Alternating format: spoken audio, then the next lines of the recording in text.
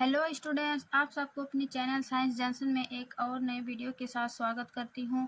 आज का ये वीडियो क्लास 12 का अर्धवार्षिक परीक्षा जो हुई सितंबर 2025 यानी कि 20 सितंबर को जो एग्ज़ाम हुई है उन्हीं प्रश्नों को हम कंप्लीट हल करेंगे। ऑब्जेक्टिव, ठीक है, इसमें जो है पूर्णांक 100 मार्क्स का होता है और ऑब्जेक्टिव 80 क्वेश्चन रहता है, लेकिन 80 में से 50 बनाना होता है। उसके बाद ये जो प्रश्न का पैटर्न है 2 सेक्शन में बटा रहता है। सेक्शन ए यानी कि 80 प्रश्न जो MCQ ऑब्जेक्टिव रहेगा, जबकि सेक्शन बी में जो है 2 वर्ग में बटा रहता है। एक शॉर्ट आंसर टाइप क्वेश्चन जिनमें से जो है प्रत्येक प्रश्न जो है 2 अंक का होगा और इसमें 15 क्वेश्चन हल करना होगा। 15 गुने 2 यानी कि 30 अंक मिलेगा।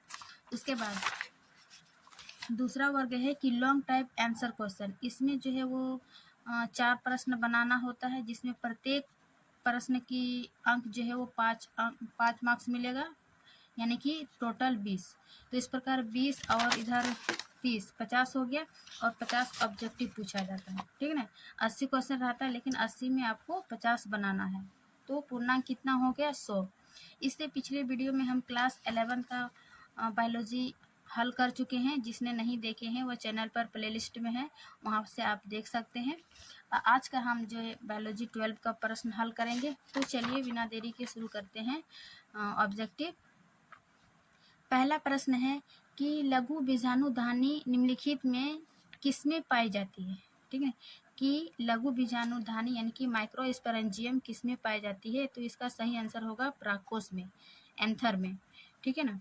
फिर है दूसरा प्रश्न, टेपेटम निम्नलिखित में से किसकी सबसे भीतरी परत है, यानी कि टेपेटम जो है वो किसकी सबसे भीतरी परत है।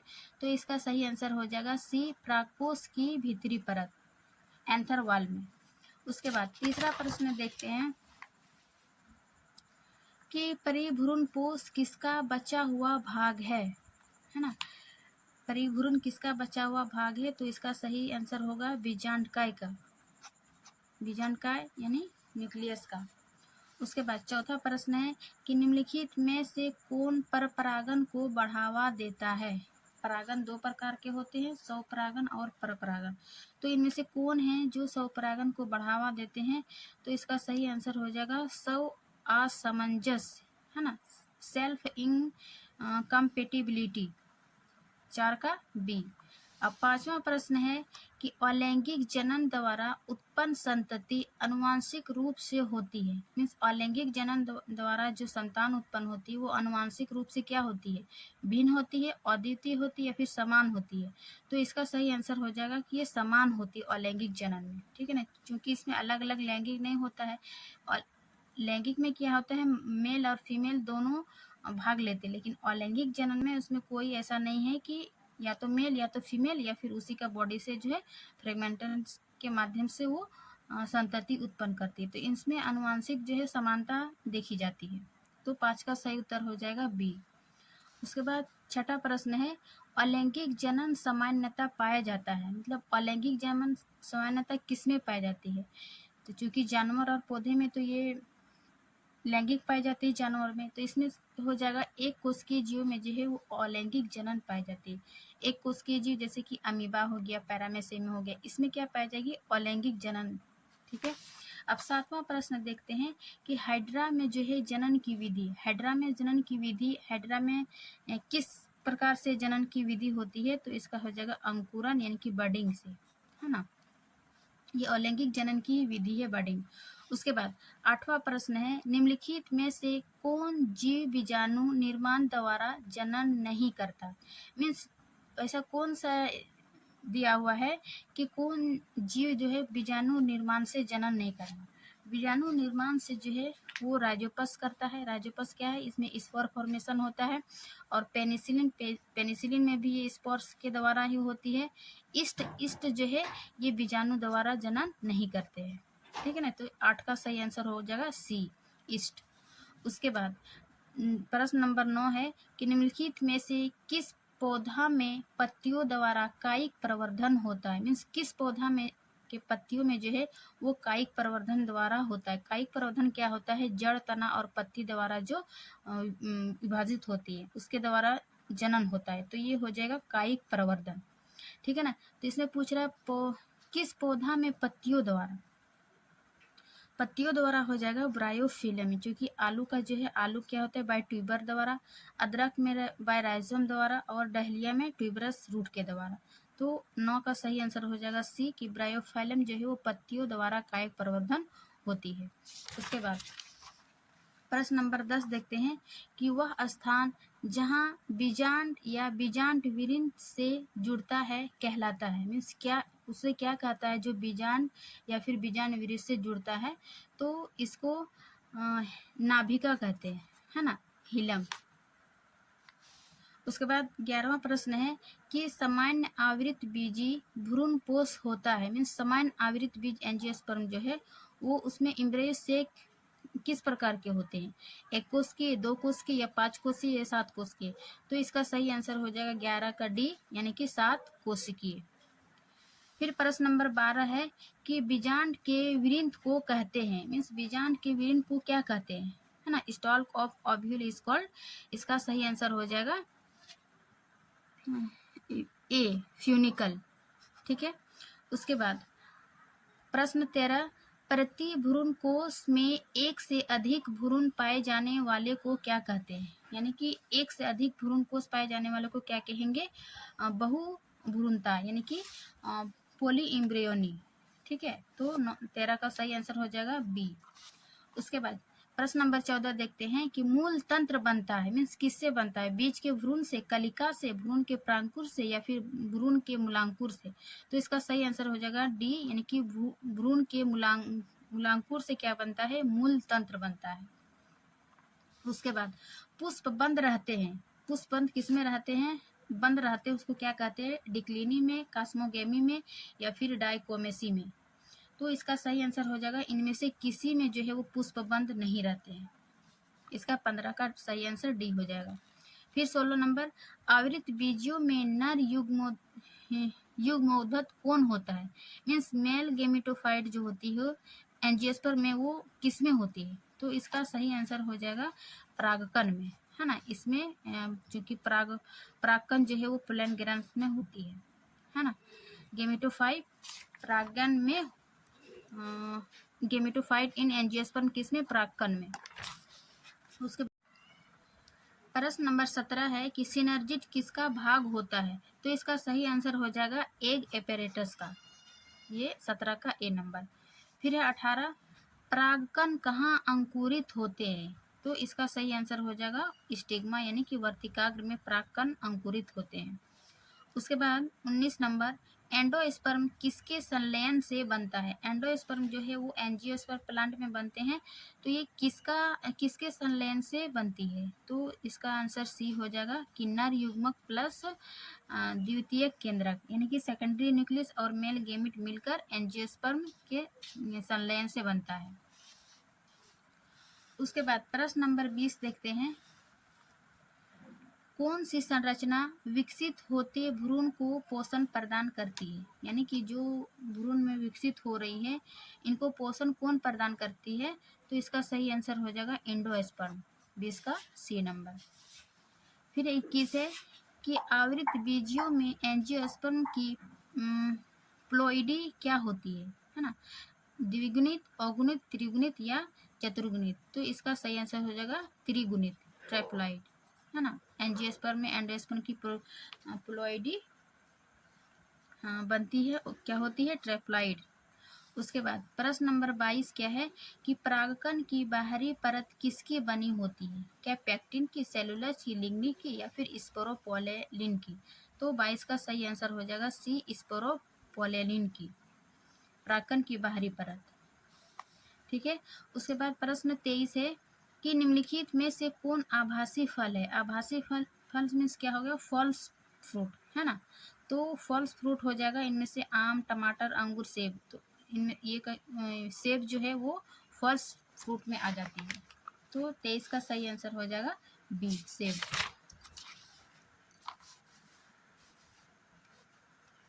उसके बाद प्रश्न नंबर 24 देखते हैं कि कौन सा हार्मोन जो है वो शुक्र जनन की शुरुआत करता है।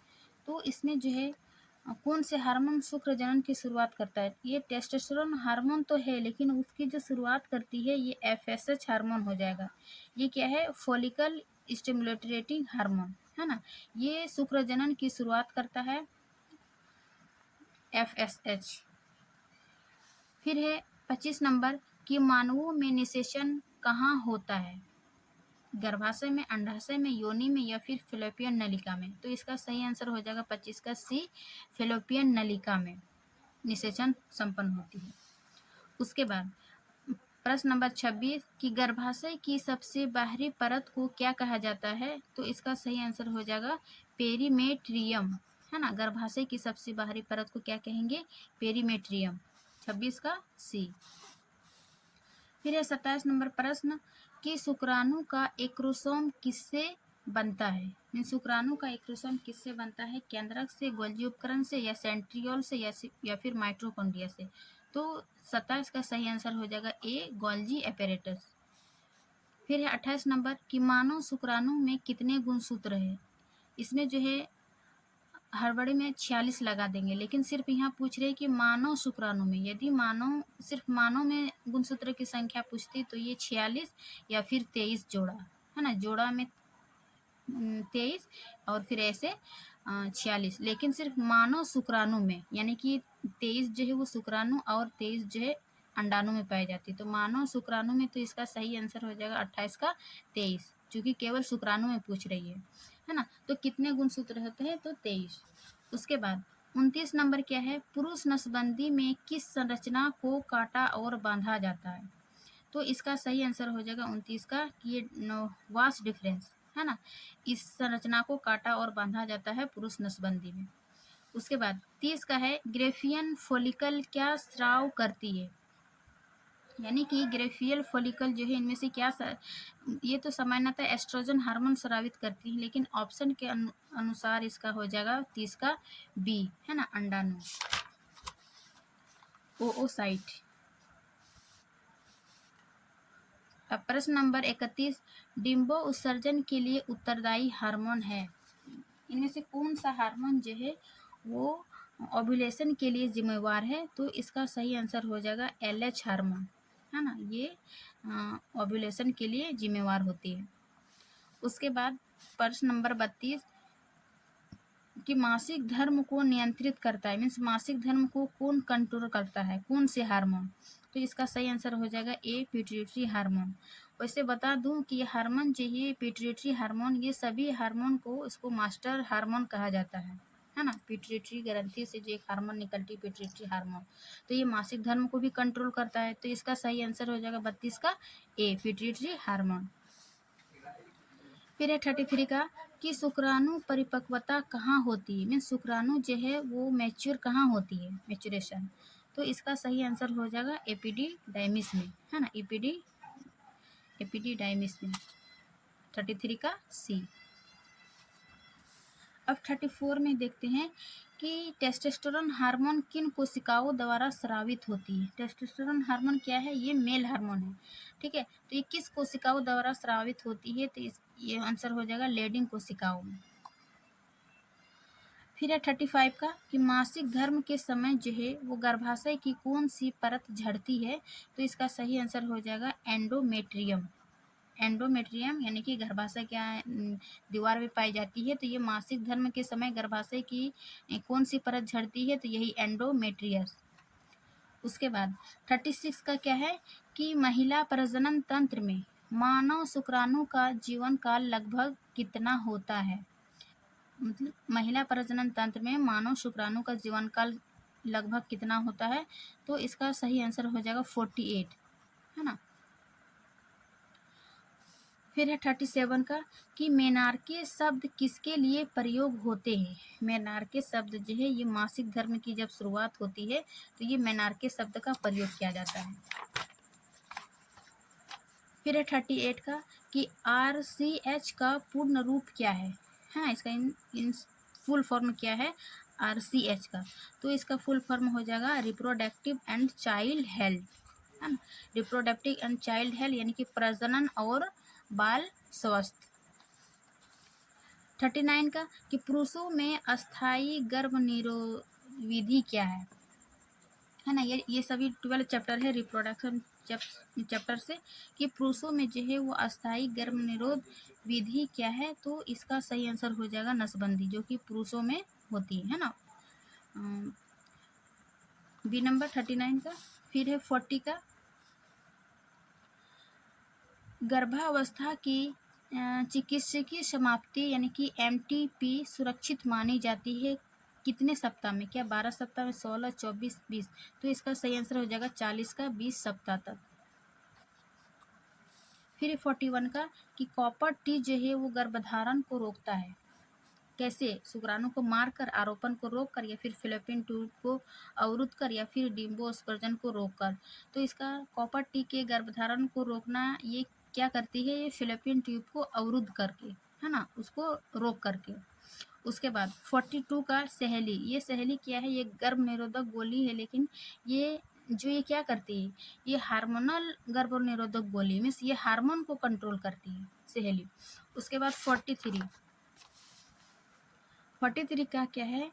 एमनियोसेंटोसिस का उपयोग होता है, मीन्स एमनियोसेंटोसिस का उपयोग कहाँ होती है? तो इसका आंसर हो जाएगा गुणसूत्र विकृतियों की पहचान करने के लिए, है ना। क्या है? सेंटेसिस का उपयोग होता है ये गुणसूत्रीय विकृतियों की पहचान करने के लिए।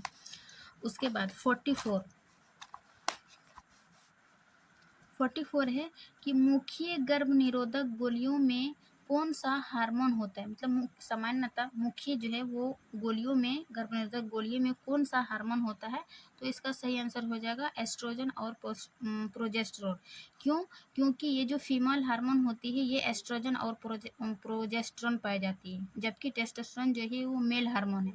इसीलिए गर्भ निरोधक गोलियां चूंकि फीमेल लेती है, इसीलिए फीमेल में जो हार्मोन पाई जाती है एस्ट्रोजन और प्रोजेस्टेरोन, तो यही हार्मोन जो है वो गर्भ निरोधक गोलियों में पाया जाता है। उसके बाद 45 में, क्योंकि मेंडल ने किस सिद्धांत का प्रतिपादन नहीं किया? मेंडल ने 3 सिद्धांत का प्रतिपादन किया था।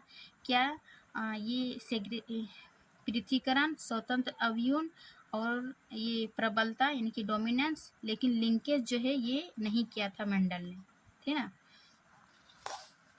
उसके बाद 46 का है कि XO क्रोमोसोम की असामान्यता क्या है? तो इसका सही आंसर हो जाएगा बी, टर्नर सिंड्रोम। ये जो XO यानी कि क्रोमोसोम की संख्या में कमी या वृद्धि हो जाती है, जिसको टर्नर सिंड्रोम कहते हैं। उसके बाद 47 का है कि निम्न में से कौन सहप्रभाविता को दर्शाता है? सहप्रभाविता को कौन दर्शाता है? कि आंखों का रंग, बीज का आकार, या फिर एबीओ ब्लड ग्रुप, या पौधे की ऊंचाई। ये मेंडल का सिद्धांत है, तो इसका सही आंसर हो जाएगा 47 का ए नंबर, कि एबीओ ब्लड ग्रुप जो है वो सहप्रभाविता को दर्शाता है। फिर 48 का, कि अपूर्ण प्रभाविकता में F1 पीढ़ी में क्या होता है ना। अपूर्ण प्रभाविकता में F1 पीढ़ी में क्या होता है? तो इसका सही आंसर हो जाएगा सी, मध्यवर्ती लक्षण। मध्यवर्ती लक्षण क्या? Intermediate trait. उसके बाद 49 का है कि सिकल सेल एनीमिया किस कारण से होता है? यानी कि सिकल सेल एनीमिया जो है एक बीमारी है, वो किससे होती है? तो इसका सही आंसर हो जाएगा सी, सी नहीं, ये बिंदु उत्परिवर्तन से, है ना, पॉइंट म्यूटेशन से क्या होती है? Sickle cell anaemia. उसके बाद 50 का है कि ओ रक्त समूह वाले बच्चे के माता पिता का रक्त समूह नहीं हो सकता है। मीन्स जिसके माता पिता के ओ रक्त समूह है, उन माता पिता के रक्त समूह नहीं हो सकते हैं।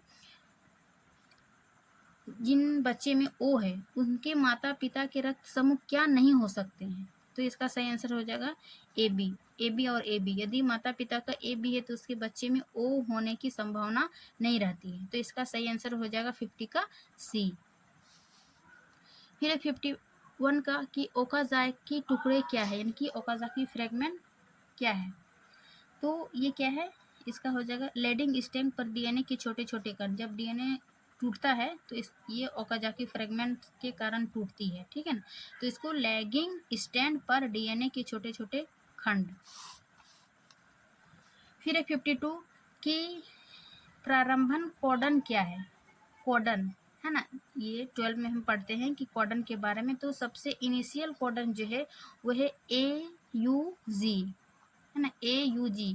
इसे याद रखिएगा, ये किसी न किसी एग्जाम में हमेशा पूछी जाती है, ठीक है ना, AUG। इसके बाद 53 का क्या है, चारगप्स के नियम के अनुसार कौन सही है। चारगप्स नियम क्या है कि जो DNA में बॉन्डिंग होती है, यानी कि ATCG किसके साथ, तो ये चारगप नियम के अनुसार ये ए जो है हमेशा एडेनिन थायमिन के साथ, गुआनिन साइटोसिन के साथ, ये इसका रूल है चारगप नियम के अनुसार। तो 53 का हो जाएगा C कि हमेशा जो है एडेनिन थायमिन के साथ अटैच होगा और गुआनिन साइटोसिन के साथ। तो AT और GC ये चारगप्स रूल है। उसके बाद 54 का है, ओकाजाकी खंडों में कौन सा एंजाइम जोड़ते हैं। अभी हम जो देखिए कि ओकाजाकी टुकड़ा क्या है, ये लैगिन स्टैंड पर DNA के छोटे छोटे खंड होते हैं। तो ये कभी तोड़ता है, जोड़ता है, इसमें अलग अलग एंजाइम जो है वो कार्य करता है। लेकिन यहाँ पर पूछ रहा है कि खंडों को कौन सा एंजाइम जोड़ता है, जोड़ने के लिए कौन सा एंजाइम हो जाएगा। तो इसके लिए हो जाएगा 54 का D कि DNA लाइकेज। DNA लाइकेज नामक एंजाइम जो है वो ओकाजाकी खंडों यानी DNA को एंजाइम जोड़ता है। फिर है 55 का,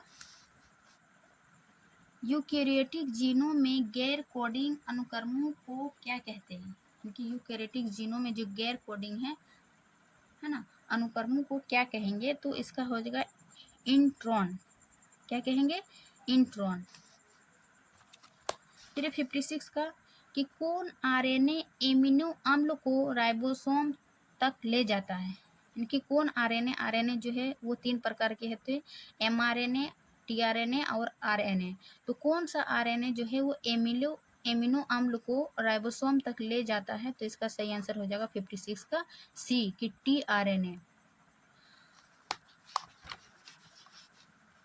उसके बाद 57 का, निम्नलिखित में कौन अनुलेखन का हिस्सा नहीं है। मीन्स ट्रांसक्रिप्शन का इनमें से कौन सा हिस्सा नहीं है। क्या इनिशियन नहीं है, टर्मिनेशन नहीं है, इलोंगेशन नहीं है, फिर ट्रांसलेशन नहीं है।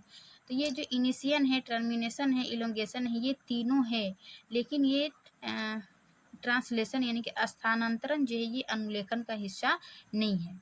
तो इसका 57 का हो जाएगा C। फिर 58 का कि tRNA का एंटीकोडन किससे युग्मित होता है। अभी हम देखिए RNA जो है वो 3 प्रकार के होते हैं, mRNA, RNA और tRNA। तो tRNA का एंटीकोडन जो है वो किससे युग्मित होता है। तो इसका सही आंसर हो जाएगा A यानी कि mRNA कोडन पर। फिर आगे देखते हैं हम 59 कि DNA फिंगरप्रिंटिंग किसके आधार पर की जाती है। DNA फिंगरप्रिंटिंग जो होता है वो किस आधार पर की जाती है। तो इसका सही आंसर हो जाएगा पुनरावृत्ति अनुक्रमण। मीन्स बार बार जो है वो उसको सीक्वेंस रिपीटेटिव सीक्वेंसिंग, है ना, इस आधार पर जो है वो DNA फिंगरप्रिंटिंग की जाती है। 59 का B। फिर 60 का, हिस्टोन किस संरचना से जुड़ा प्रोटीन है। मीन्स हिस्टोन किस संरचना से जुड़ा प्रोटीन है। तो इसका सही आंसर हो जाएगा गुणसूत्रों में न्यूक्लियोसोम जो है वो हिस्टोन की संरचना में जुड़ा हुआ ये प्रोटीन है। फिर 61 का कि उपयोग और अनुपयोग की विचारधारा किसने दी थी। तो इसका सही आंसर हो जाएगा लेमार्क ने। ये विकासवाद का सिद्धांत है कि उपयोग और अनुपयोग की विचारधारा किसने दी थी। तो इसका सही आंसर हो जाएगा 61 का C कि लेमार्क ने। फिर 62 का देखते हैं कि आदिकालीन वायुमंडल में निम्न में से कौन गैस अनुपस्थित थी। मीन्स आदिकाल में वायुमंडल में कौन सी गैस नहीं थी। तो इसका सही आंसर हो जाएगा ऑक्सीजन जो है वो आदिकालीन वायुमंडल में नहीं थी। ऑक्सीजन आने के बाद जो ही वो जीवित मीन्स मनुष्य की विकास हुआ। उसके बाद 63 का क्या है, समरूप अंगों की विशेषता होती है। मीन्स समरूप अंग की विशेषता क्या होती है। तो समरूप अंग वैसे अंग को कहते हैं जो इसकी उत्पत्ति जो है वो भिन्न भिन्न होती है लेकिन कार्य जो है वो समान होती है, ठीक है ना। तो 63 का सही आंसर हो जाएगा B नंबर। फिर है 64 का कि उत्परिवर्तन सिद्धांत किस वैज्ञानिक ने प्रस्तावित किया था। उत्परिवर्तन का सिद्धांत जो है वो ह्यूगो डी ब्रिज ने प्रस्तावित किया था। तो 64 का हो जाएगा D।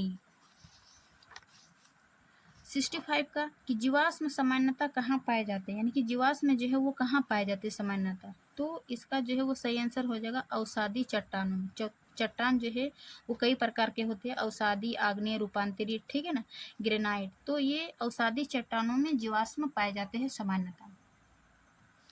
फिर 66 का कि निम्न में से कौन जो है मानव में अवशेषी अंग नहीं है। मानव में अवशेषी अंग है ये पूंछ की हड्डी या फिर अपेंडिक्स या तीसरी मोलर दांत, इनमें से कौन सी नहीं है, तो ये किडनी चूंकि ये उत्सर्जी अंग है ना, ये जो हमारे अपशिष्ट पदार्थ को बाहर निकालने में हेल्प करती है किडनी। लेकिन इनमें से कौन अवशेषी अंग है, तो अवशेषी ये तीनों हो जाएगा, अपेंडिक्स और पूंछ की हड्डी और तीसरी मोलर दांत, जबकि किडनी जो है वो नहीं होगा। तो इसका 66 का सही आंसर हो जाएगा डी, किडनी। फिर है 67 का कि निम्न में से कौन विकास का सही क्रम है। विकास का सही क्रम क्या है, यानी कि विकास चैप्टर जब हम पढ़ रहे थे तो इसमें से क्या सबसे पहले, कौन सी जीव सबसे पहले आई, उसका सही क्रम बताइए। तो इसका सही हो जाएगा 67 का सी, सबसे पहले मछली, फिर उभयचर, है ना, उभयचर जो कि जल और स्थल दोनों में पाई जाती है, जैसे कि मेढक, ये क्या हो जाएगा उभयचर में, फिर सरीसृप, फिर स्तनधारी। तो ये चार है ना, चार विकास का सही क्रम है, मछली, उभयचर, सरीसृप, स्तनधारी, सी नंबर।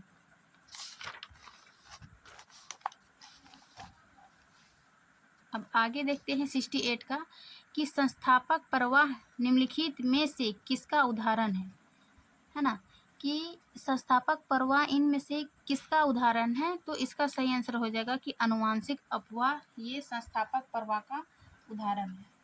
फिर है 69 का कि आणविक विकास निम्नलिखित में से किस पर निर्भर करता है, कि अनुवांशिक विकास जो है वो दिया हुआ इनमें से किस पर निर्भर करता है, तो इसका सही आंसर हो जाएगा डीएनए और प्रोटीन अनुक्रमों पर, 69 का ए नंबर। फिर है 70 का कि निम्नलिखित में से कौन जीवाणु जनित रोग है, यानी कि कौन सी रोग जो है वो बैक्टीरिया से, जीवाणु जनित रोग नहीं है, नहीं पूछ रहा है, जीवाणु जनित रोग यानी बैक्टीरिया से होने वाली रोग नहीं है। तो इनमें से जो टाइफाइड है वो बैक्टीरिया से, हैजा भी जो है वो बैक्टीरिया से, क्षय रोग यानी कि टीबी रोग भी है बैक्टीरिया से, जबकि इसमें रिंग वर्म जो है इससे ये फंगस से होने वाली है। तो जीवाणु जनित रोग इनमें से कौन नहीं है, तो 70 का हो जाएगा डी, रिंग वर्म, दांत खुजली जिसको बोलते हैं रिंग वर्म।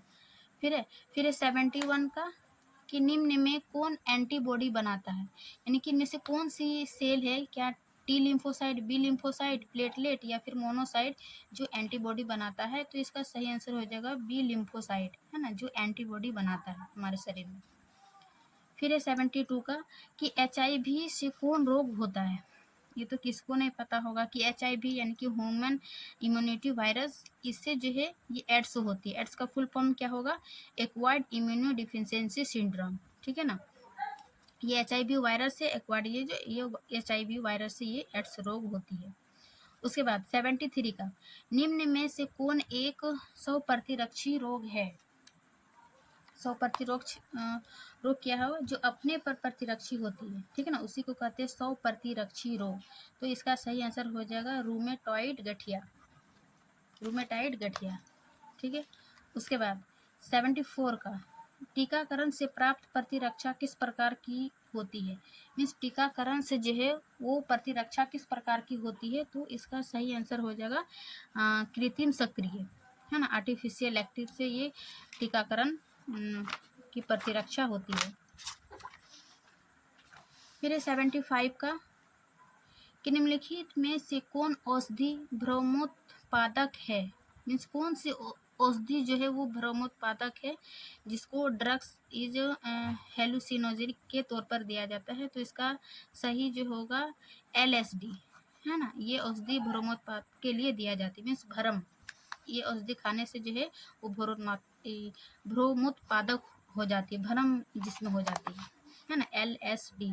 उसके बाद 76 का है कि इंटरफेरॉन का कार्य है, इंटरफेरॉन का क्या कार्य है, तो इसका सही आंसर हो जाएगा जो वायरस है, वायरस की वृद्धि में बाधा डालना, ये इंटरफेरॉन का कार्य है। उसके बाद 76 का है कि BCG का टीका किस रोग से बचाव करता है, यानी कि जब BCG बच्चे को जो टीका लगाई जाती है वो किस रोग से बचाव करती है, तो इसका सही आंसर हो जाएगा क्षय रोग, यानी कि टीबी से बचाव के लिए इसको टीका लगाई जाती है, बीसीजी। फिर है 78 का कि निम्नलिखित में से कौन रोग वाहक द्वारा फैलता है? कौन रोग वाहक द्वारा फैलता है? क्या क्षय रोग, कैंसर, एड्स, मलेरिया? तो इसका सही आंसर हो जाएगा मलेरिया, है ना। ये रोग वाहक द्वारा फैलता है, यानी कि ट्रांसमिटेड डिजीज है ये, बायो वेक्टर द्वारा। ये क्या है? ये फीमेल एनाफिलीज मॉस्किटो से फैलती है, यानी कि इसके काटने से, कौन? मादा एनाफिलीज मच्छर के काटने से ही ये मलेरिया होगी, ये इसके रोग वाहक है। उसके बाद 79 का है सक्रिय प्रतिरक्षा होती है, मीन्स सक्रिय प्रतिरक्षा क्या होती है? अल्पकालिक, कमजोर या फिर सीधे इंजेक्ट की गई प्रतिरक्षियों द्वारा उत्पन्न या फिर दीर्घकालीन? तो इसका सही आंसर हो जाएगा ये दीर्घकालीन। सक्रिय प्रतिरक्षा होती है किसमें? दीर्घकालिक में। उसके बाद 80 और ये आज की वीडियो का लास्ट प्रश्न है 80 क्वेश्चन। HIV किस प्रकार की कोशिकाओं को नष्ट करता है? यानी कि अभी हम देखें कि HIV वायरस से कौन सी रोग हो रही थी? एड्स, लेकिन ये किस प्रकार की कोशिकाओं को नष्ट करता है? तो इसका आंसर हो जाएगा हेल्पर डी कोशिकाएं, है ना, जो इससे इम्यूनिटी सिस्टम बनने नहीं देती है, ख़त्म हो जाती है इम्यूनिटी सिस्टम। तो एड्स जो है एक खतरनाक बीमारी है जो HIV वायरस के कारण फैलती है। तो इस प्रकार हम जो देखें क्लास 12 का बायोलॉजी, है ना, ये कंप्लीट 1 से 80 तक, यानी कि 80 क्वेश्चन को हम देखें। इनमें से 50 क्वेश्चन ही बनाना होता है, लेकिन हम यहाँ पर 80 क्वेश्चन हल किए कि आप 80 में से जो बनाए हैं आप मिला लीजिएगा।